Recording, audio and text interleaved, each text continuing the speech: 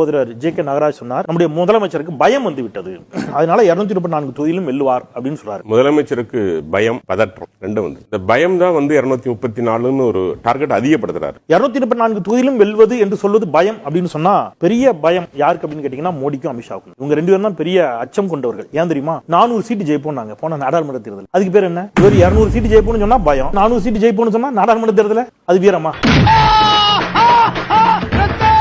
உனக்கு வந்தா ரத்தம், எனக்கு வந்தா தக்காளி. 550க்கு மேல வாக்குறுதி கொடுத்தாரு. எத்தனை வாக்குறுதி நிறைவேற்றினார்? ஒரு 1000 ரூபாய் கொடுத்தா போதுமா? என்னதான் நிறைவேற்றிட்டாங்கன்னு அருமை சகோதரர் ஜி.கே. நாகராஜும் நான் முதல்வன் என்ற ஒரு திட்டத்துல UPSC தேர்வுல தமிழ்நாடு அரசு முழுக்க செலவழித்து அவர்களுக்கு முழுக்க பயிற்சி அளித்து 50 பேர் இந்திய அளவில் தேர்ச்சி பெற்றிருக்கிறார்கள் தமிழ்நாட்டில். எடப்பாடி பழனிசாமி இந்த சாதனை ஒண்ணு சொல்லுங்க. தமிழ்நாட்டிலிருந்து முதல் மாணவனாக தேர்ச்சி பெற்ற மாணவன் சாமானிய குடும்பத்திலிருந்து வந்தவன். அம்பேத்கர் அயலக கல்வி உதவி திட்டம் 171 பட்டியல் சமூக மாணவர்கள் பல்வேறு உலக நாடுகளினுடைய பல்கலைக்கழகங்களில் பயின்று கொண்டிருக்கிறார்கள். தமிழ்நாட்டு மாணவர்கள் தமிழ்நாடு அரசுடைய முழுமையான நிதி உதவியில். நான் இப்படி அடிக்கிறேன் சார், நான் ஒரு 10 நலத்திட்டங்களை அடிக்கிறேன் சார். ஆட்சிக்கு வந்தவுடன் பெட்ரோல் விலை லிட்டருக்கு 3 ரூபாய் குறைப்பினர், குறைச்சாரு. ஆவின் பால் விலை லிட்டருக்கு 3 ரூபாய் குறைப்பினர், குறைச்சாரு. அனைத்து ஜாதிகளும் அர்ச்சகராக்கினார். எழுவர் விடுதலை சொல்லியிருந்தோம், சாத்தியப்படுத்தினோம். இஸ்லாமிய சிறைவாசிகள் விடுதலை சாத்தியப்படி இருக்குது இந்த அரசு. நான் முதல்வன் திட்டம், தமிழ் முதல்வன் திட்டம், புதுமை பெண் திட்டம், கட்டணமில்லா மகளிர் பேருந்து, அயலக அம்பேத்கர் படிப்பு திட்டம், சென்னையில மிக பிரம்மாண்டமாக ஒரு கலைஞர் நூற்றாண்டு மருத்துவமனை, மதுரையில பிரம்மாண்டமான நூலகம், மாவட்டம் தோறும் Tidel park, neo Tidel parks, metro rail திட்டத்தை முடிச்சு கொடுத்துட்டாங்க. 9.69 விழுக்காடு பொருளாதார வளர்ச்சி தமிழ்நாட்டில். இன்னைக்கு வந்து மின்னணு சாதனங்களுடைய உற்பத்தியில இந்தியாவில் தமிழ்நாடு தான் முதலிடம். இவ்வளவு பண்ணிட்டாங்கல்ல. தமிழ்நாட்டுக்கு கண்ணுக்கு தெரிஞ்சு ஈச் அண்ட் எவ்ரி ஒன் பார்க்கிற நேர்கள் பலன் பெற மாதிரி ஒரு 5 திட்டத்தை, இது மாதிரி ஒரு 10 திட்டத்தை, நான் இன்னும் 10 கூட எடுக்குவேன், நேரமின்மை காரணமா நிப்பாட்டியிருக்கேன். ஒரு 10 திட்டத்தை ஒன்றிய அரசு கொடுத்த திட்டத்தை சொல்லுங்க. வேற எங்கடா வரணும்? வேற துறைக்கு இடமே இல்லப்பா. இதாப்பா எட்டு எப்ப ஒரு பேச்சுக்கு அங்க வாங்க வாச்சதா உடனே சொன்னதுக்கெல்லாம் சரி வந்து பீதிய கிளப்பலாம். என்னப்பா நியாயம்? வந்துட்டல வேணாப்பா, ஒன்லி பாடி லாங்குவேஜ் தான்ப்பா, உள்ள ஒண்ணு கிடையாதுப்பா.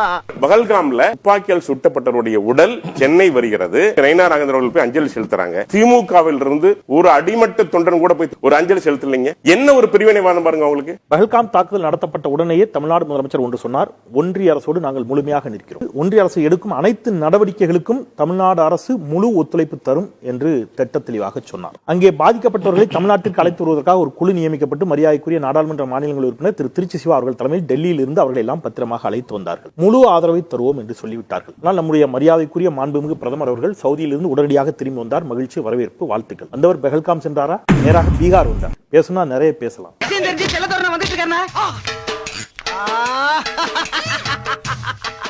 எங்க ஐயாவுடைய புள்ள செல்லத்துற வந்துட்டாரா? ஏய், ஒரு சிங்கத்தை ஒரு சிறுத்தை நோக்கி பார்த்துட்டேடா. செல்லத்துற மதுரை போயிட்டாருனே, வரதுக்கு 4 நாள் ஆகுமானே. மதுரை போயிட்டாரா?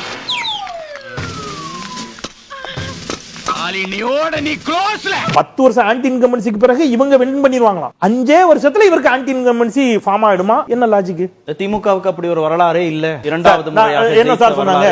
சார் என்ன சொன்னாங்க? ஸ்டாலினுக்கு ஜாதகம் சரியில்லை, அவர் எல்லா கட்டத்தையும் அலசி ஆராய்ந்து பார்த்தாச்சுன்னு அருமை ஐயா மரியாதைக்குரிய ஹெச் ராஜா சொன்னார். எல்லாரும் தான் சொன்னாங்க. யார் சொல்லல? எடப்பாடி பழனிசாமி சொன்னார், OPS சொன்னார், டிடிவி தினகரன் சொன்னார். எல்லாரும் மக்களை பார்க்கல, எல்லாரும் ஜோசியம் பார்த்துட்டு இருந்திருக்காங்க, ஜாதகம் பார்த்துட்டு இருந்திருக்காங்க, போய் ஜாதகம் பார்த்திருக்காங்க. அதுவும் அவங்க ஜாதகத்தை பார்க்கல, ஸ்டாலின் ஜாதகத்தை கொண்டு போய் கொடுத்து பார்த்துட்டே இருக்காங்க. இவர் ஜெயிப்பாரா மாட்டாராஜ் எல்லா ஜோசியக்காரனும் ஏமாத்திருக்காங்க. ஆனா ஒண்ணுங்க, என்னைக்காவது ஒரு நாள் அந்த ஜோசியக்காரன் இவன் கண்ணுல பட்டா செத்தான் ஜோசியக்காரன். என்ன சொல்லிருக்காங்க? ஸ்டாலின் ஜெயிக்க மாட்டாருன்னு சொல்லிருக்காங்க எல்லா ஜோதிடர்களும். அத்தனை ஜோதிடர்களும் ஸ்டாலின் ஜெயிக்க மாட்டாரு ஜோசியர் காப்பாத்தி விட்டார்.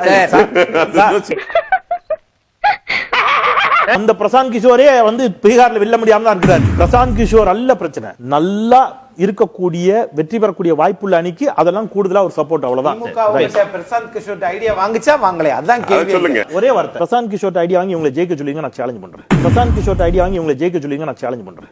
அப்புறம் நான் உங்ககிட்ட விளையாட்டா பேசுற புறாடிக்கு நம்பிட்டீங்க. ஐயோ